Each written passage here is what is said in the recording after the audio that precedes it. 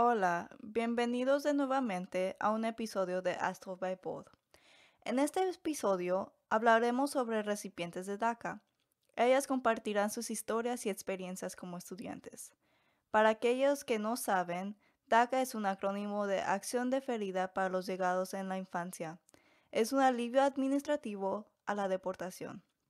El propósito de DACA es proteger a los jóvenes inmigrantes elegibles que vinieron a los Estados Unidos cuando eran niños. DACA otorga a los jóvenes inmigrantes indocumentados protección contra la deportación y un permiso de trabajo. Les pedimos a todos que escuchen estas historias con sensibilidad y respeto. Esperemos que esta plataforma sirva como un soporte para otros estudiantes de DACA. Debido al clima político actual, los nombres serán cambiados para garantizar la seguridad de estas estudiantes. Hola a todos, mi nombre es Andrea y hoy conmigo aquí está Bianca, una estudiante del Centro de los Dreamers y recipiente de DACA. ¿Nos puedes decir tu especialidad y de cuál colegio comunitario te transferiste? Buenas tardes a todos. Mi nombre es Bianca González Gómez. Mi, mi especialidad es en desarrollo humano y yo me transferí del colegio de Santa Ana. Gracias por estar con nosotros hoy. ¿Nos puedes decir un poco de dónde creciste y cómo fue tu experiencia cuando te viniste a los Estados Unidos? ¿Y cómo ha sido para ti la adaptación a la cultura americana? Originalmente yo soy de México, de la Ciudad de México. Yo crecí ahí hasta los 4 años y a los 4 años mi familia, mis padres me trajeron a los Estados Unidos. Cuando yo vivía en México, yo me acuerdo que vivíamos en una casa que tenía terreno y estaba amplio, o sea, era una niñez muy, para mí era muy feliz. Y yo me acuerdo que cuando mis papás decidieron venirse a los Estados Unidos, fue como, vamos a ir a un viaje. Y yo estaba obviamente emocionada, pero fue eso de que, ok, vaya a decir adiós a tus abuelitos y despídete de ellos, pero yo sabía como que había algo diferente en eso, porque era una como despedida, pero era una despedida verdadera. Entonces, cuando nos venimos a los Estados Unidos, mis padres y yo nos separamos por una semana. Todo el transcurso de que ellos vinieron y yo vinieron, nos venimos separados y nos pudimos ver después de una semana. Ellos los agarraron y los regresaron a México. Entonces ellos tuvieron que empezar el viaje otra vez y tenían como eso de que tengo que llegar a los Estados Unidos porque ahí está mi hija. Entonces era algo de que ya era hecho. Y ya cuando venimos a los Estados Unidos llegamos a Corona, que es donde realmente nunca nos hemos movido de Corona. Y cuando llegamos aquí me encontré en una situación donde estaba conociendo familia que yo nunca había conocido.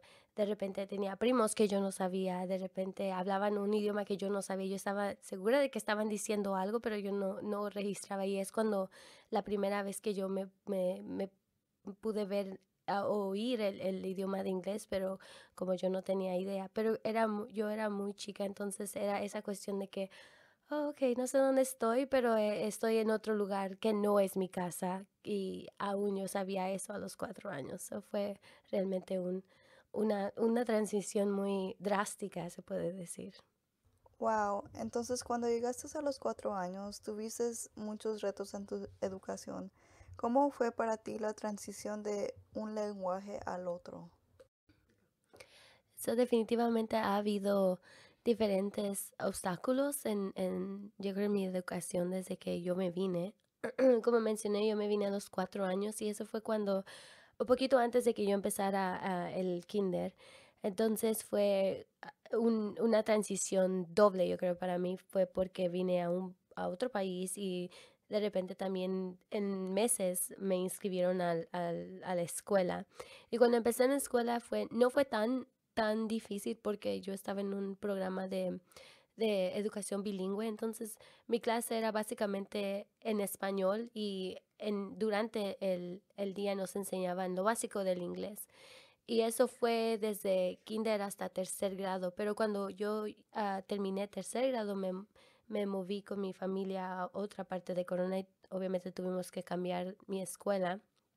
Y cuando fui a cuarto, fue mi primer año que yo estaba en una escuela diferente, estaba en una clase donde la maestra no hablaba español, era todo inglés. Y ahí yo creo que ese año fue el año decisivo donde yo realmente me di cuenta de que yo no era como los demás estudiantes, pienso yo. Y ahí es donde yo creo empezó para mí mi proceso de realmente lo que me hizo seguir en cierta manera o ir en otra dirección completamente opuesta. Y fue cuando en cuarto yo estaba, me fue muy mal ese año y fue porque mi, había el problema del lenguaje y era muy difícil para mí comunicarme con mi maestra o entender lo que ella me estaba tratando de enseñar.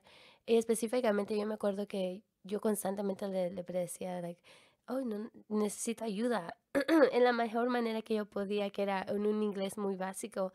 Y ella como me lo explicaba, pero yo podía ver su frustración porque ella no, ella sabía que yo no la entendía y yo a ella no le entendía, entonces había una miscomunicación.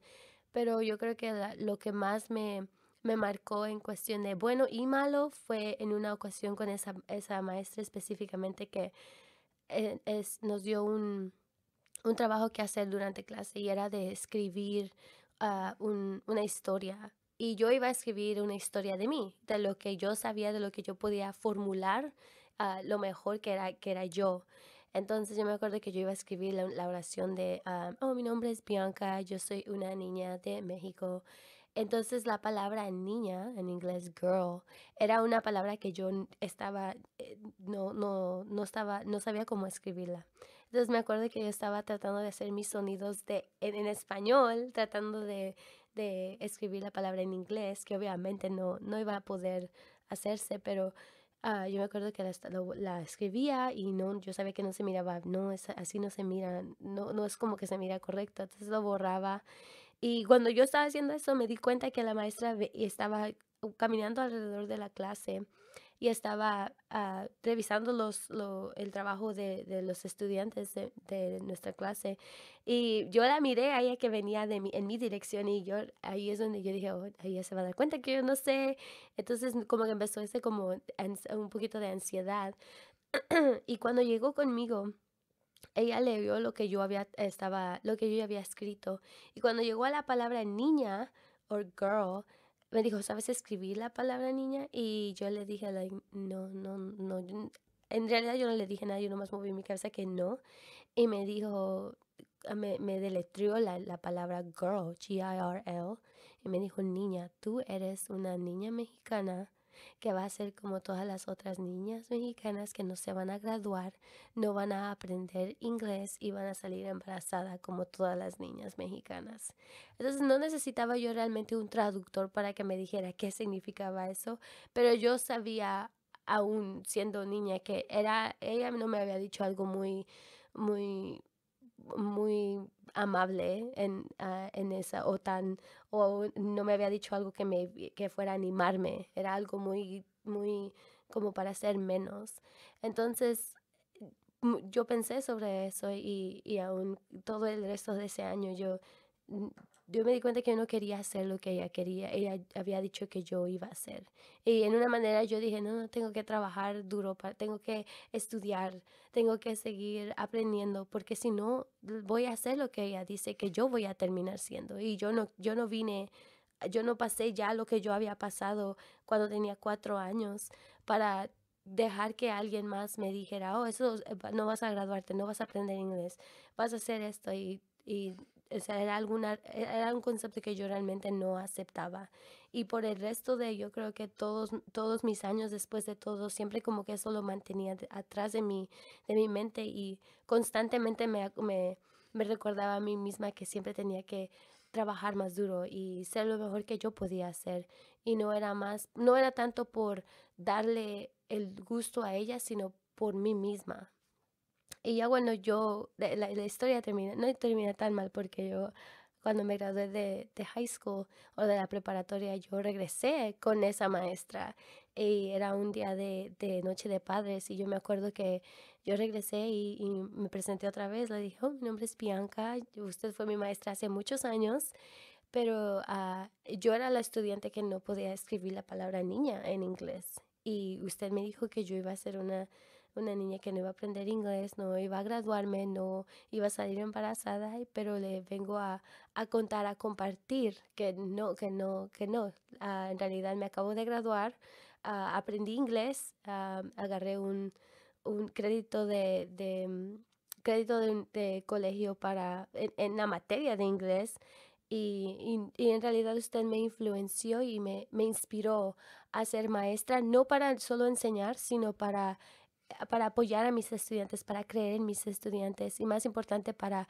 estar ahí para mis estudiantes como la manera que yo me hubiera gustado que una maestra hubiera estado ahí y hubiera sido, me hubiera protegido como yo quería.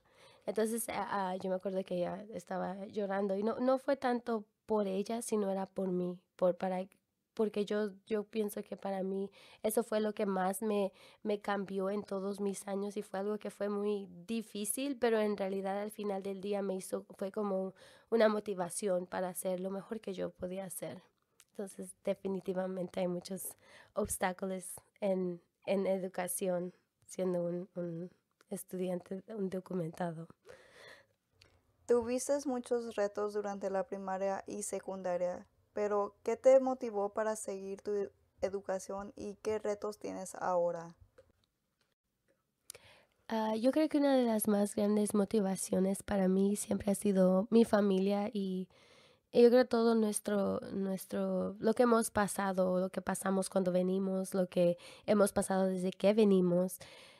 Yo sé que una de las cosas que no mencioné, no toqué mucho, fue en el proceso de cuando yo me vine, no di mucho detalle, pero la razón por la que no di mucho detalle es porque ahora que ya estoy más grande, yo pienso que me he dado cuenta que en el transcurso de esa semana que venimos, pasaron muchas cosas que en realidad fueron muy difíciles y en una manera muy traumatizantes para mí a los 4 años. Entonces es algo que realmente todavía estoy tratando de sanarme y de poder o sea, sobrellevar a ciertas cosas, pero una de las cosas que siempre me ha recordado mis padres es de acuérdate de dónde viniste y acuérdate por qué viniste. Y mis padres son uno de los que siempre me dicen, cuando yo siento que yo ya no, me dicen, no, no, no, tú acuérdate de dónde viniste y acuérdate cuánto te costó a ti y quiero que te acuerdes de eso porque yo sé que si tú pudiste sobrellevar eso, yo sé que tú puedes sobrellevar esto. Entonces ellos son, mis padres realmente sí son uno de las personas que me motivan más en cuestión de por qué, de el que estás aquí y también en esencia ellos. Y yo pienso que una de lo que más a mí me motiva es verlos a ellos, el ser de que soy su primera hija, soy la que vino con ellos de México y en realidad cada paso que hemos dado en graduación de high school, en graduación con el colegio comunitario, yo creo que el ver sus caras es lo que realmente a mí es lo que me da, me hace sentir que todo lo que hemos pasado valió la pena. Y es el simple hecho de que a veces la cara de nuestros padres ah, cuando pasa un logro así tan grande es como que su cara como que tiene un brillo, o sea, sus lágrimas lloran, pero lloran de alegría y es alegría en la forma más pura. Entonces, yo creo que mis papás son en realidad la motivación más grande. Y digo, ellos dejaron todo por mí. Y por eso es de que yo pienso que yo siempre, si tengo que trabajar lo doble o tengo que seguir estudiando, ¿por qué? Porque yo sé que en una manera cuando yo lo realice por mí misma, también me va a dar a mí ese gusto, pero también a ellos. Y también con los años, cuando nacieron mis hermanos, siempre les he dicho a ellos que yo quiero que ellos sean mejor que yo. Y no pueden ser ellos mejores que yo si no pongo ese estándar en un lugar donde yo los quisiera ver mejor. O sea, siempre les digo, tú, si yo hice esto, tú puedes hacer cosas mejores. Y yo pienso que aún ellos, yo digo que si yo en una manera, no es de que si yo no termino la escuela o si me doy por vencida, yo sé que también ellos van a ver eso. Entonces, mis padres, mi familia, mis hermanos, mis hermanas también son una de las grandes motivaciones y aún me he acordado de una anécdota que miré en Instagram y dice que soy el sueño más loco de mis ancestros. Y en una manera es cierto porque yo, si le preguntara a mi abuelita y le dijera, hace 40 años, si alguien le dijera a usted, una de sus nietos va a ir a la escuela y va a una universidad, ¿usted lo creería? Y yo estoy segura que ellos dijeron, like, no, no lo creía. Entonces, de una manera, somos ese sueño más abstracto, más, más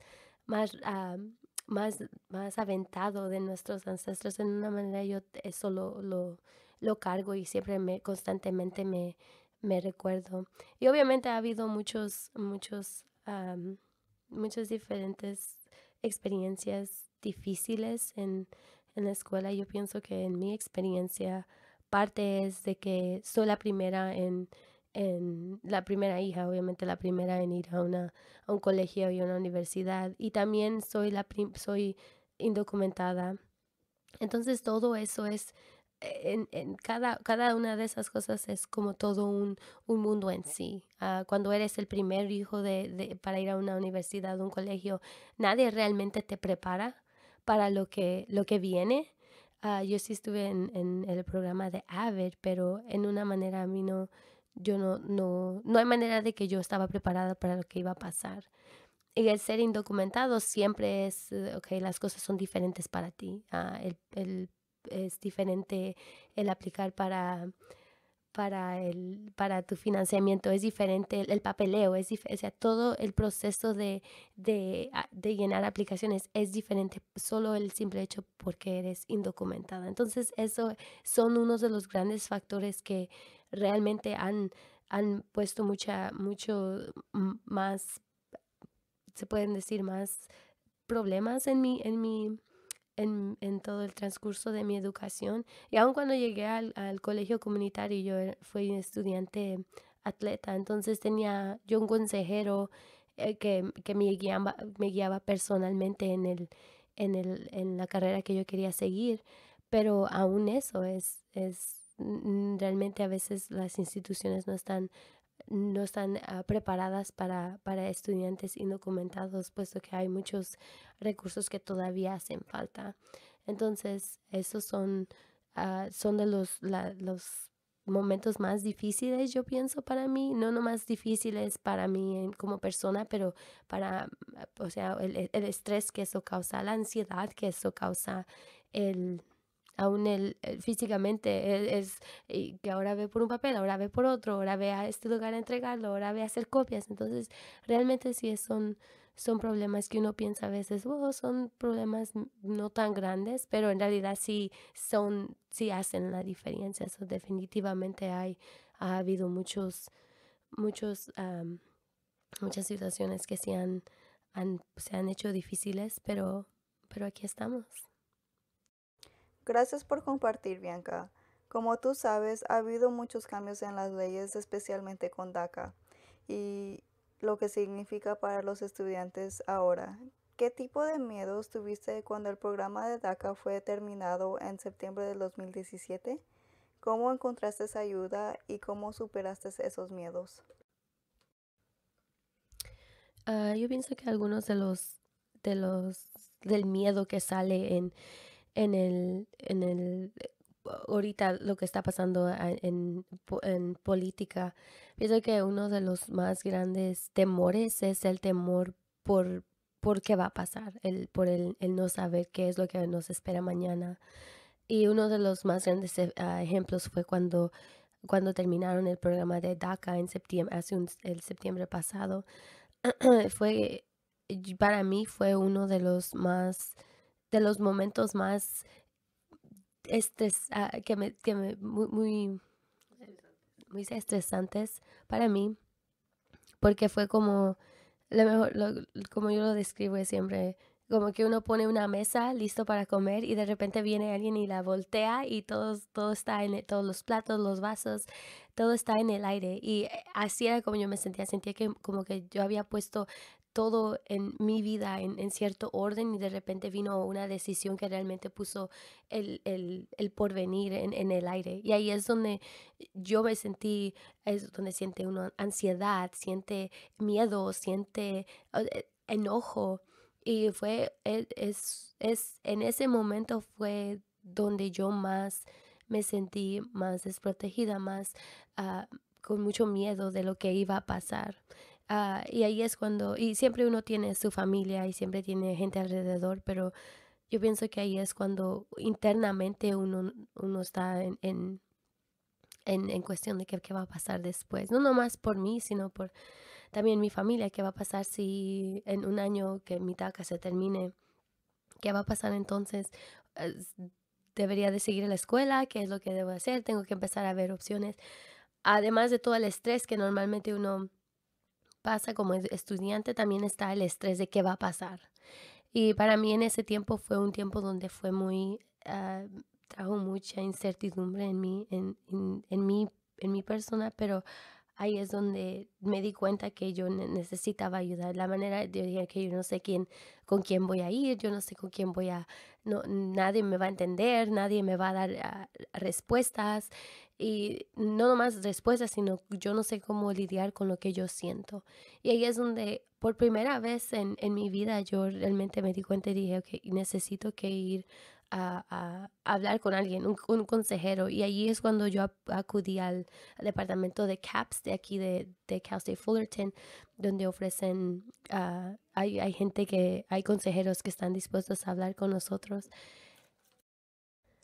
Entonces ahí fue donde yo busqué ayuda con un consejero y realmente me ayudó a poner todo sobre una mesa básicamente y averiguar qué es lo que yo sentía, cómo me sentía y lidiar con esos sentimientos, yo pienso. Y aparte de eso, también ah, por parte de consejería me dijeron, ¿no? Hay un centro para Pro Dreamer. Y ahí es donde fui al Titan Dreamer Center, Resource Center. Y realmente fue lo que me cambió mi experiencia aquí en la escuela, porque en ese centro es yo sé que cuando yo entro a ese lugar es, son gente igual que en la misma situación que yo y realmente a veces lo que uno necesita es entrar a un lugar y no tener que explicar, no tener que informar a otra gente, es nomás el simple hecho de ser. El ser y el estar allí, el estar con gente que es como tú, que puede relacionarse a lo que tú estás pasando, que te entiende, están en la misma situación. Y yo pienso que el Titan Dreamers Resource Center es un lugar donde todos los dreamers que entramos ahí nos sentimos como en familia, nos sentimos como en casa, donde sentimos que no estamos solos. Y en realidad por ese centro yo realmente he hecho amistades que yo sé que no nomás van a ser en la escuela, que son gente que realmente me he conectado en una manera que yo nunca pensé que me iba a poder relacionar con gente de esa manera. Y realmente a mí me ha ayudado mucho ese sentir de comunidad, el sentir como que uno pertenece ahí. Y es como un pequeño descanso de realmente todo lo demás que está pasando, porque yo sé que cuando yo voy ahí, yo sé que siempre hay gente que está sonriendo, que nos conocemos, somos como una familia pequeña y realmente han ayudado. También en el TDRC tenemos eventos donde la comunidad de Dreamers nos juntamos y hablamos sobre, sobre cosas que básicamente son relevantes a lo que nosotros estamos pasando. Y hay un poder en eso, yo pienso que es el estar juntos, el estar pasando. Si las cosas están como están, el lo que está pasando en la nación, la actitud aún en cuestión de personas indocumentadas, pero a lo menos estamos juntos y hay un sentimiento de compañerismo. Y realmente a mí eso es lo que me ha ayudado mucho, me ha también como que motiva a uno, como, ok, yo sé que yo puedo porque somos un grupo y es algo, en números somos más fuertes. Entonces yo pienso que el TDRC, el departamento de CAPS, son uno de los más grandes, de los recursos que me han ayudado a mí personalmente. Gracias por compartir. ¿Qué consejos les darías a esos estudiantes que están en tu mismo lugar y tienen tus mismos miedos? Ay, a mí me gustaría que los dreamers que también están en la misma situación que yo, que se acuerden de siempre de la razón por la que están aquí. Y yo creo que todos venimos para una mejor vida. Y esencialmente eso es algo que siempre ah, que nos debemos de recordar, que estamos aquí por una mejor vida y aunque todo a veces alrededor nos dice que no pertenecemos aquí, no, sí pertenecemos aquí y estamos decididos a hacer esa vida, a tomar esa vida que hemos trabajado. Y una de las cosas que siempre me ha a mí ayudado es de que nunca me debo de dar por vencida. Lo que yo he pasado y lo que muchos hemos pasado es, yo creo, una razón por lo que para seguir moviéndose para enfrente. Nunca nos tenemos que dejar que algo no, nos pare. Hemos trabajado tan duro y para solo parar aquí. Entonces eso es algo que siempre me,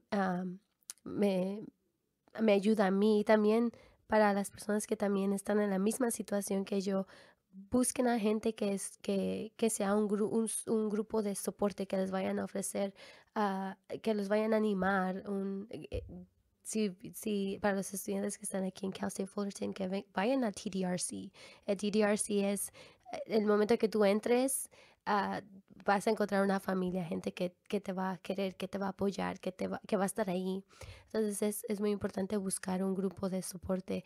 Es importante cuidarte a ti mismo. Yo pienso que el cuidarte no nomás en tus emociones, aún en tu salud mental, aún en tu persona, cuídate, porque en realidad eres importante. No podemos seguir peleando esta batalla si tú no estás bien. Busca gente que te vaya a ayudar. Y para los que no están en la misma situación, quizás gente que les gustaría ser aliados. Una de las cosas que es muy importante es de que se acuerden que no nomás somos historias, que somos gente, pero sí escuchen esas historias porque muchas de las historias que traemos no son historias que tienen mucha resistencia, son muchas luchas y aún eso es importante, darnos espacio para poder ser nosotros y acordarse de que también somos personas, que también tenemos familia, que tenemos sueños. Para mí una de las cosas más importantes es de que en realidad yo no soy el dreamer o el soñador original. Yo pienso que para eso es mis padres, porque ellos tuvieron una visión de un sueño que ellos querían para mí mucho antes de que yo tomara ese sueño. Entonces, realmente el escuchar las historias que mucha gente indocumentada trae es importante para poderse educar y también es importante educarse a sí mismo porque si no, nomás estamos agarrando la perspectiva de otra gente y desafortunadamente hay mucha miscomunicación, hay mucha información equivocada afuera que es en realidad muy negativa en contra de una persona indocumentada. Pero sí, si eres un dreamer, busca recursos, busca gente que te vaya a ayudar, que te vaya a animar, que vaya a estar allí, que a veces no necesitas realmente que te den un consejo, pero solo el que estén ahí. Busca una familia de gente que sea como tú.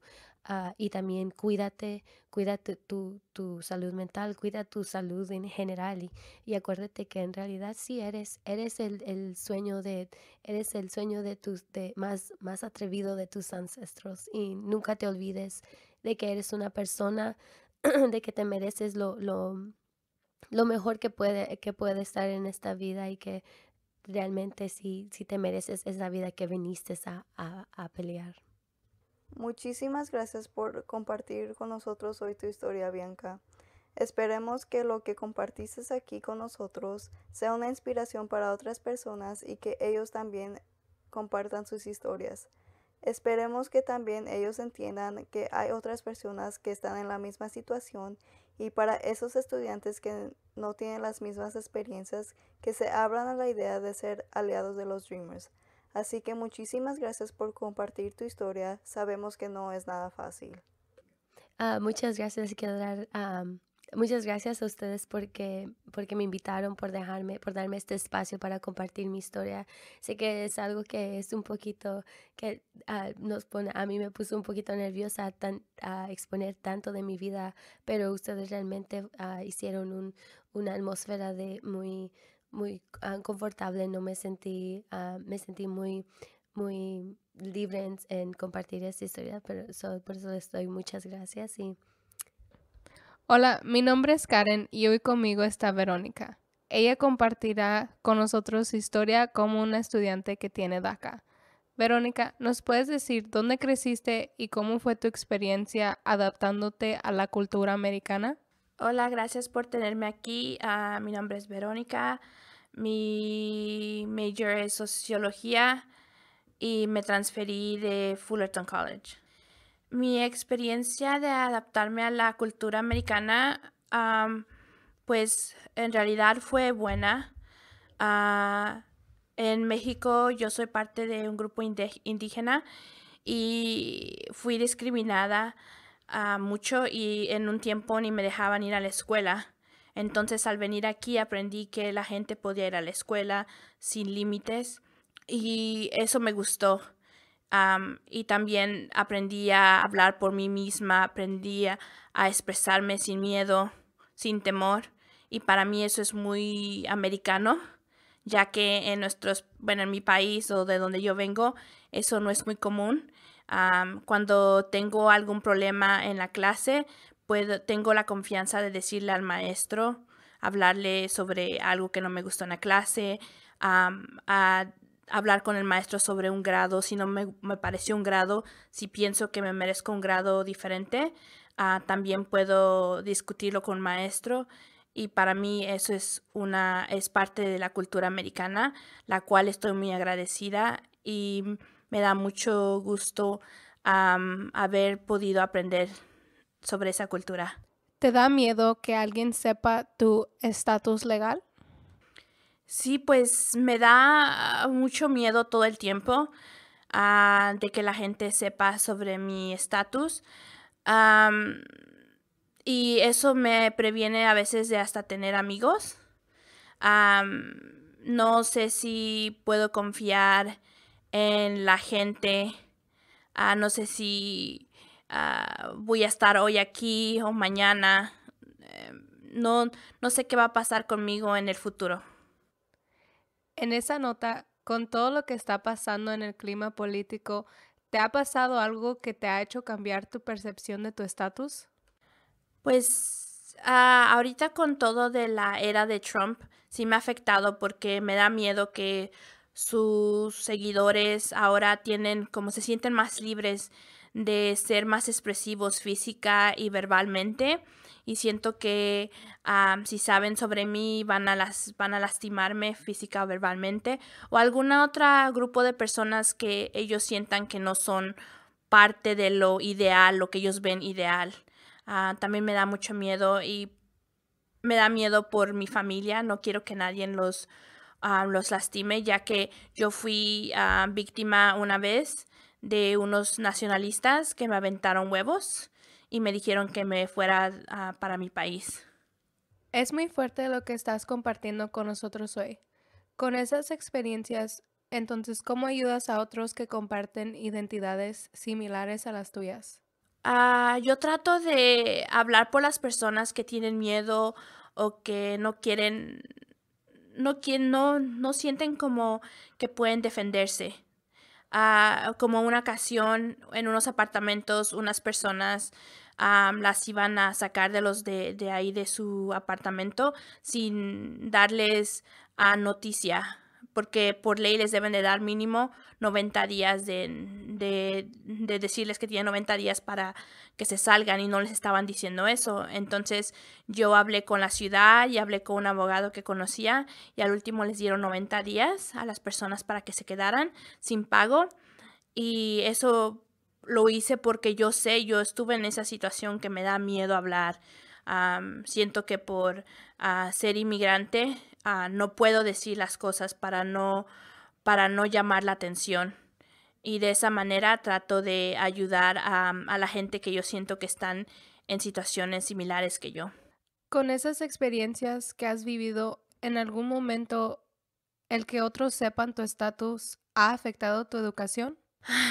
Es difícil porque eso me hace que no confíe en algunas personas. Por ejemplo, si un maestro empieza a decir la frase "vamos a hacer a América mejor otra vez", eso me da miedo a mí, porque ya sé que son seguidores de Trump y eso me hace que no les tenga confianza, que yo me sienta con miedo de que no les puedo decir nada, porque siento que la reacción que van a tener va a ser negativa. Entonces, estando donde estás hoy, ¿en qué momento decidiste que tener una educación era importante para ti y cómo te ha impactado esa decisión? Tuve una revelación. Acababa de llegar de limpiar una escuela y estaba sentada en mi cama viéndome mis manos como tenían ampollas. Estaba bien cansada, tenía náuseas de lo cansada que estaba. Entonces empecé a pensar sobre mi futuro, sobre mi presente, qué iba a hacer, qué estaba haciendo ahorita, si eso es lo que quería yo hacer por toda mi vida o si quería hacer algo mejor. Y entonces ese mismo día decidí ir a la escuela y informarme y encontré cómo agarrar ayuda financiera, cómo solicitar ir a esa escuela. Entonces de ahí fue todo lo que empecé a hacer, a seguir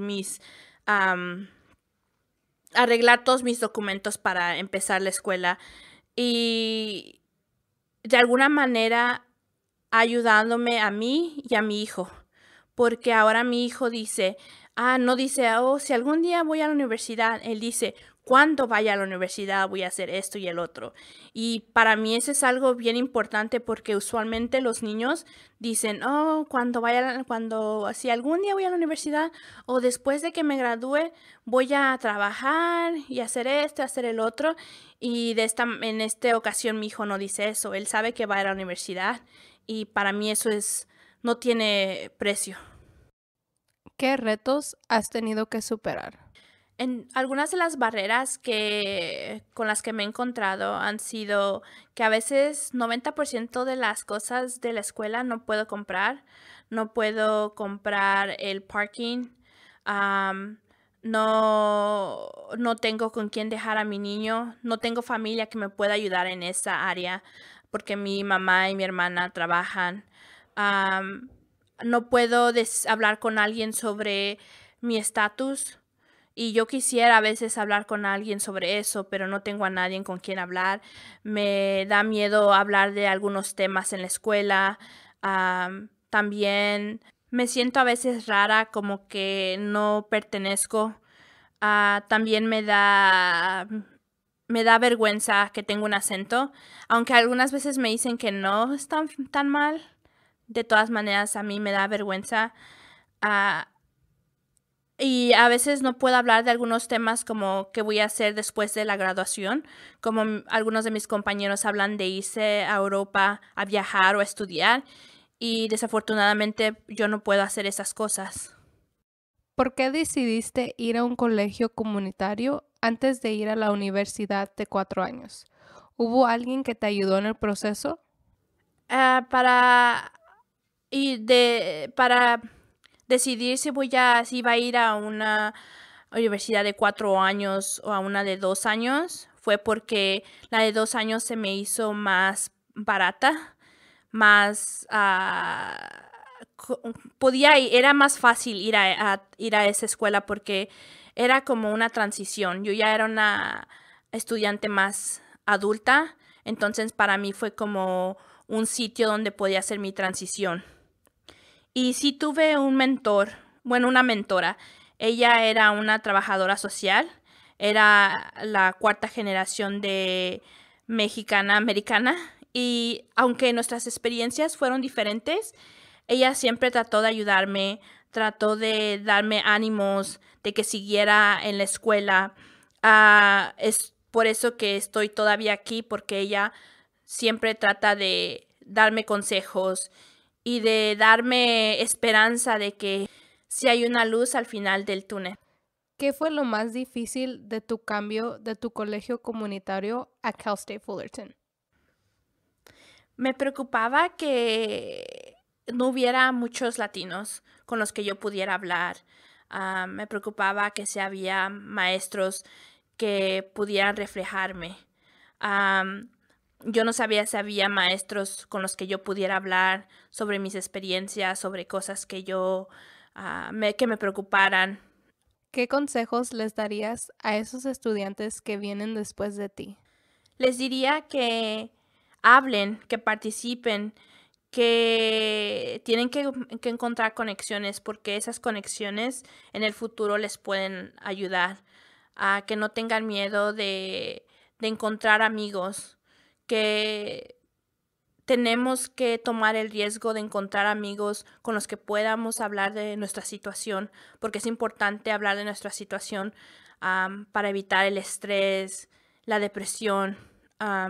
Y yo sé que es difícil porque tenemos una razón por la que no lo queremos decir, pero si no hablamos, si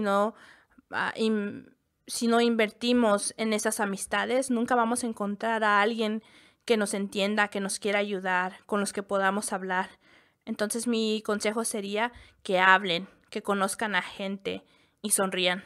¿Qué te gustaría que otros recordaran de esta entrevista? Que amamos este país, que amamos Starbucks, que tenemos sueños similares a los de ustedes, que solo queremos una oportunidad para ser quien somos, que nos dejen contribuir a este país sin límites. Queremos ayudar a esta nación, ser la mejor nación, sin límites. Queremos ser reconocidos como americanos porque este es nuestro país y nos consideramos americanos y algunos de nosotros hasta estamos peleando por este país. Muchas gracias, Verónica, por compartir tu historia con nosotros hoy. Gracias por invitarme hoy y espero que mi historia le pueda ayudar a alguien para tener esperanza y saber que no están solos. Gracias, muchachas, por ser tan transparentes con sus historias. Para ser un aliado de los estudiantes de DACA o indocumentados, pueden escuchar otras historias. El Centro de los Dreamers ofrece talleres para que la gente participe y aprenda a ser un aliado. Para aquellos interesados, el Centro de los Dreamers está ubicado en el primer piso de la biblioteca número 180 en el Centro de Recursos y Diversidad. Gracias a todos por escuchar y esperemos que hayan disfrutado este episodio.